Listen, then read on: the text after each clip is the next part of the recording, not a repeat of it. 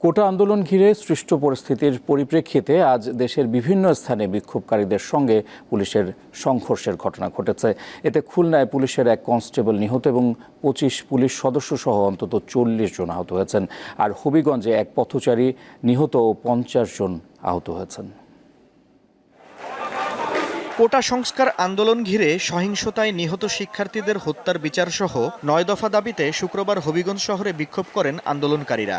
এ সময় পুলিশের সঙ্গে তাদের সংঘর্ষ ও ধাওয়া পাল্টা ধাওয়ার ঘটনা ঘটে।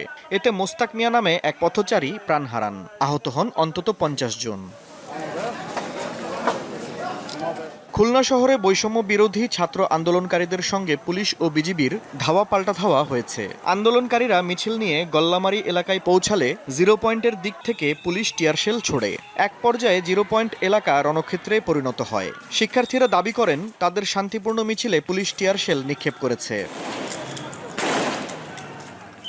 চট্টগ্রামের আন্দরকিল্লা শাহী জামে মসজিদ থেকে জুমার নামাজ শেষে মিছিল বের করা হয়। এতে বিভিন্ন রাজনৈতিক দলের নেতাকর্মীরা অংশ নেন। লালদিঘি রাইফেল ক্লাব হয়ে মিছিলটি নিউ মার্কেট মোড় ও রেল স্টেশনের দিকে যায়।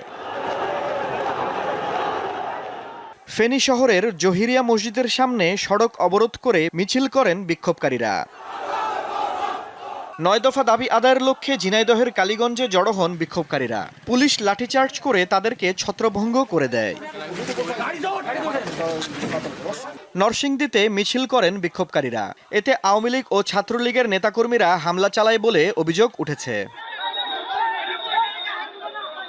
লক্ষ্মীপুর শহরে আন্দোলনকারীদের সাথে যুবলীগ ও ছাত্রলীগের নেতাকর্মীদের সংঘর্ষের ঘটনা ঘটেছে।